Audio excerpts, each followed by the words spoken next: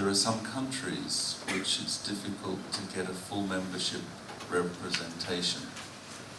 We'll work on how that can be resolved for a future slide, but it would mean that members would need to be associated with institutions with full-time training, professional opportunity. We hope over the coming years that such opportunities evolve in every country in Southeast Asia, but that's not actually the case at present. So in terms of advocacy, that's probably a role we can work with over the coming time. It's a very real issue.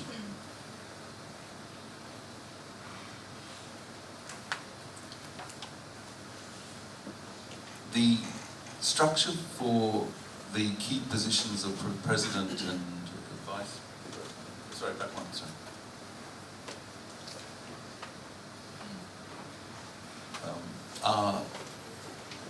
Should be, of course, by nomination and by vote.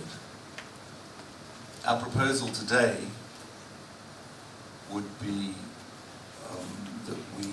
that Dr. Sugri and I would seek to stand for these roles at this stage for 2 years, because the terms of the association are 2 years. That to get the association going, we feel it would make sense to take this forward in this way at this stage, but that we would also hope that if we were accepted for these 2 years, that there was an open call for nominations for the positions in 2 years' time, and that people could be putting themselves forward. We haven't called for nominations at this stage because we aren't an association at this stage. So this is really to establish the association. Once the association is established, then we have mechanisms for calling for nominations, and you can see in the deeds of association that there's quite prescribed routes for how that's done. So there's a period of notice that needs to be given, and there's a listing of people.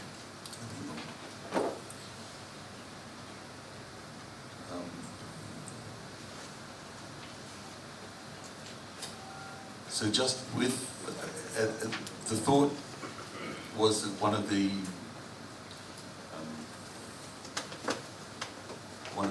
points of decision from this meeting would be to call for nominations in relation to these 2 positions, and that we could take a vote, we thought,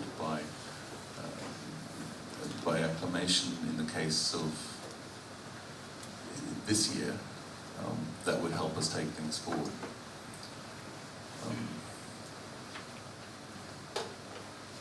I sort of need, to a certain extent, thank you, Adrian. Yeah, sorry, I have a question. Yeah.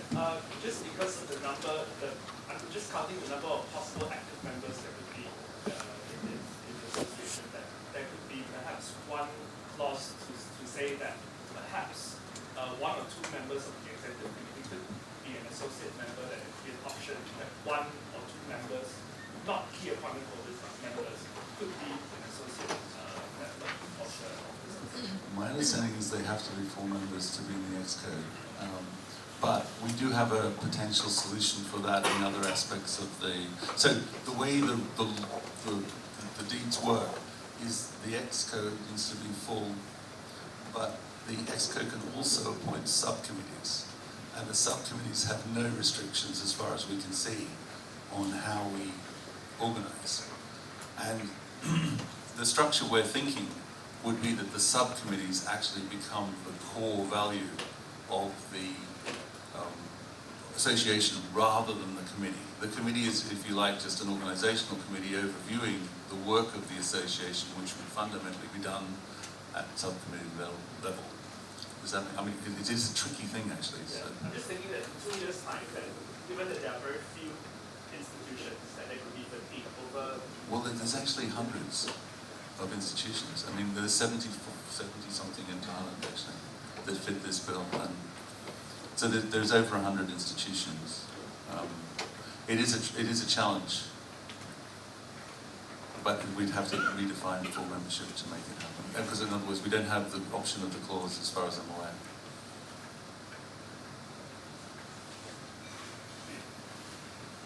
It's been quite an interesting exercise, actually, to be doing this in relation to one nation's set of laws, if you like, because it does get us having to define the organisation in a particular way. It wasn't what we'd anticipated. And this particular point was not what we'd anticipated 1 or 2 years ago.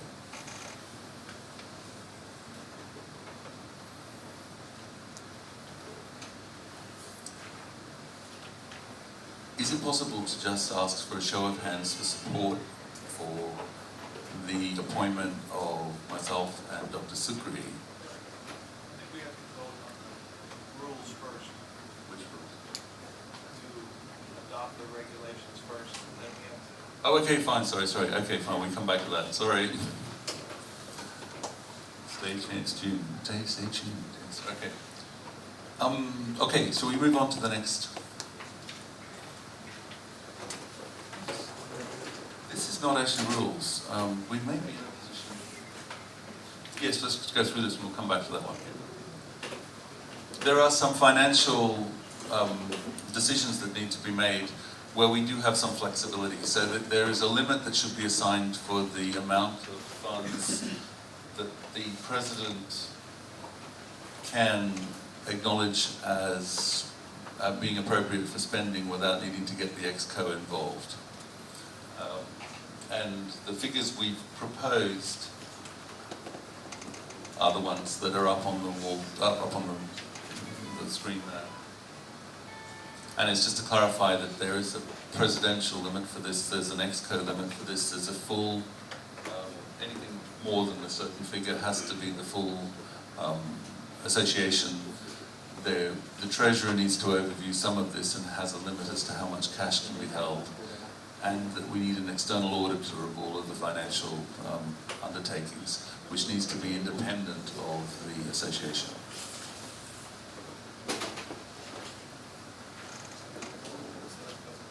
Yeah. So, I mean, essentially, those were what I thought were the critical points that needed detailed discussion in terms of the deeds of association. But before moving to the vote to the acceptance of the deeds in the form, obviously with needing to be translated back to Thai, but before doing that, is there any other aspects of the full document that people wish to raise or question before we put it to vote? Perhaps just a couple of minutes to just read through and just if there's anything in there that creates any challenges or questions we can discuss now.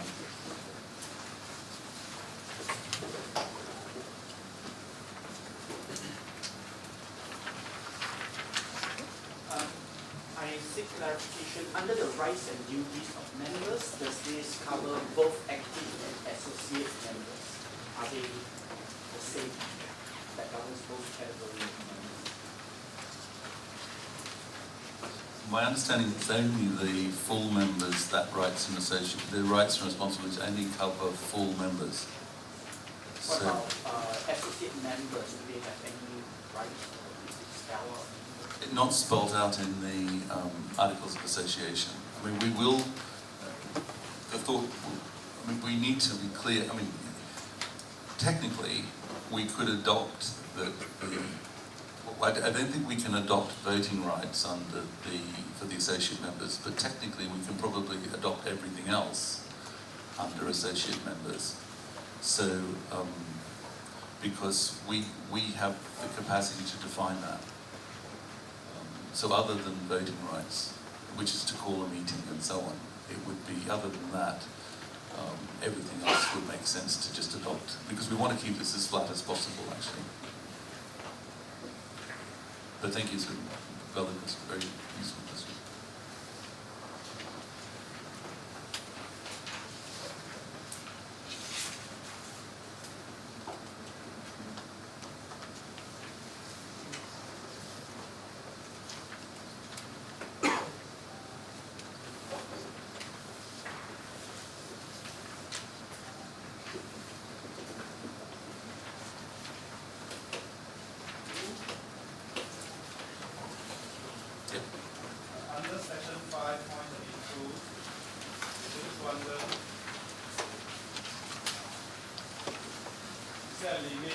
number of times that That's a good point. I was actually thinking, when would the president ever get the chance to spend $1,000? But there we under the rules, actually, there aren't, which is technically fascinating. So do you write one check out for $1,000 and then the next check out for $1,000? It's a bit crazy. I agree.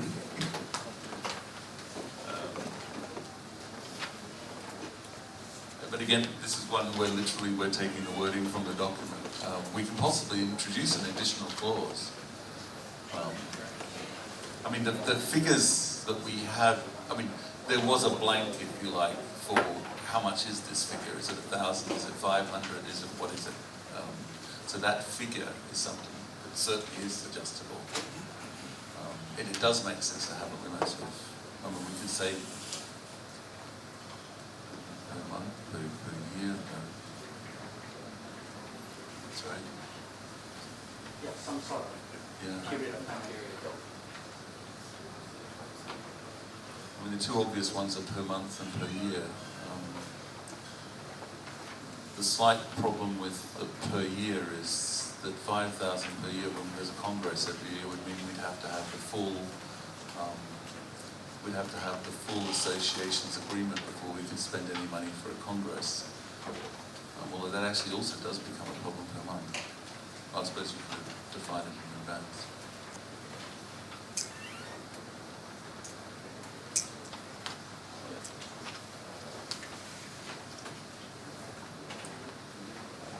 Per year.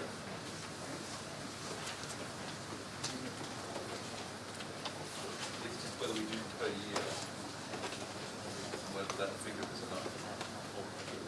It probably is, actually, because it wouldn't. It's slightly tricky because, for example, if we were organizing the Congress, there could be several aspects that need costs accumulated, and it's likely that the total costs may be close to and possibly even in excess of $5,000. One solution would be to make it per year but have the figure slightly higher.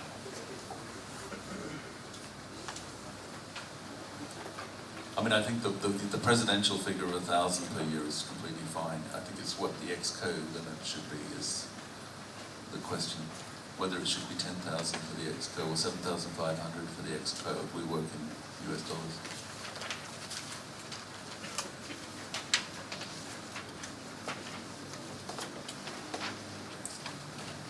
Could I propose 7,500 per year? So leave 1,000 per year for the president, because I don't really see why the president is spending independently decided money. And do 7.5 for the ex-code. But because it's per year. Anyone see any reason why we would need it to be higher than that? I didn't see.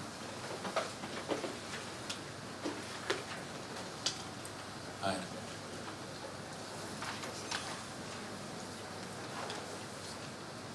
Is that what, can I propose that? So it's 7,500 US per year for ex-co's limit, after which it has to come to association. Of course, that would be reported every year anyhow at the Congress. Is that any concerns? Great, thank you. So that's an adjustment. There's one more thing that needs to be finalized in this document, which is the dispensation of assets in the event of the dissolution of the association. Yes. Where would those assets go in the event of the association dissolving?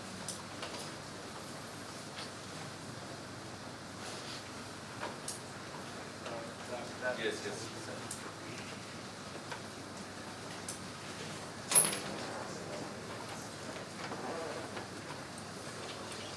Wait, you see, at present, the greatest costs being incurred are by the office, and so rather than associating the decision for this was, does this have to be a specific answer, or can this be? What I would like to propose is the institution who has responsibility for the office of, who's assumed responsibility for the office of SEADOM. So for example, a person who would go to Mahidol to cover costs incurred. If the office was somewhere else, then I would suggest write into the agreement that it can be transferred to whoever it is that's taking responsibility for the office, because it would be to cover costs incurred by the office. The assets are never going to be more, I mean, given that every year the funds are going to be spent on a congress, the assets are never going to be more than in the low thousands maximum.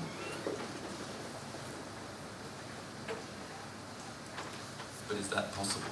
I mean, or do we have to say it goes to a particular organisation, to a opportunity? It has to go to some charitable trust. Oh, okay.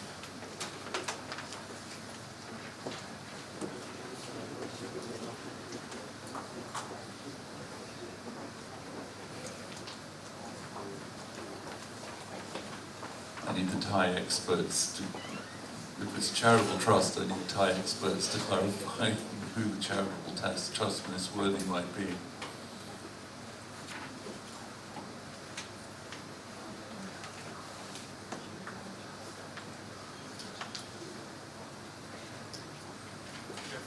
have foundations that qualify.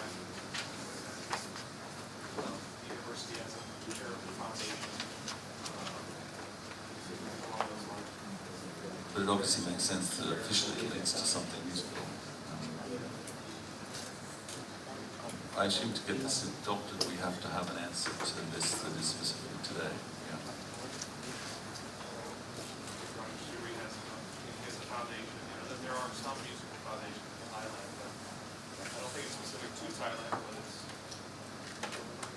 Well, as this is in a Thai jurisdiction, it seems sensible to associate. I mean, it's a technical thing, really. I mean, because obviously it's leftover assets, so it's only after all bills have been paid and so on. I mean, this is not really a very likely. If I was a charity, I wouldn't be hoping on this one too much, actually, compared to some charities and some associations in the world.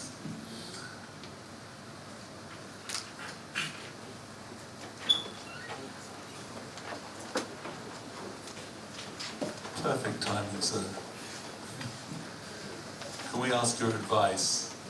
We have a line in the document where the vast assets that would be accumulated before we close the organisation would need to be sent to a Thai charity representing music.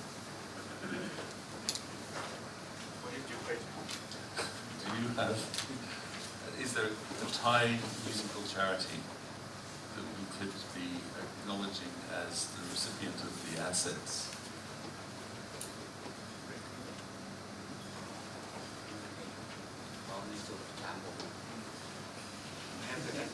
Yeah, no, of course, no. Anyone from Thailand. I mean, it's really not. I mean, the assets would not be significant, probably.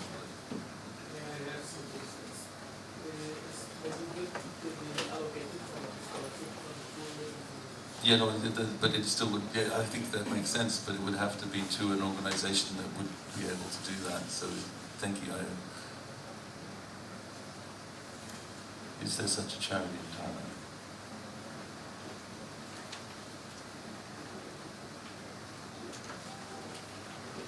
That's right.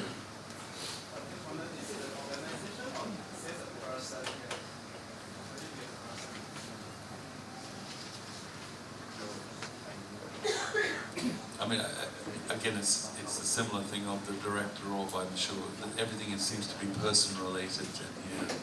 But thank you, it's a good point, because it needs to be the person responsible for the charity.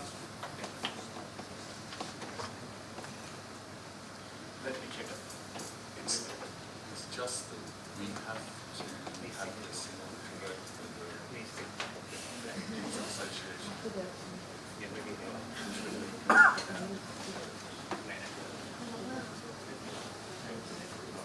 Oh, okay. Okay.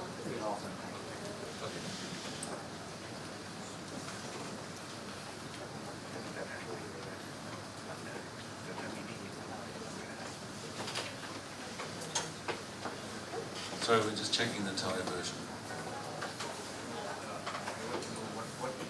Yes, understood, yeah.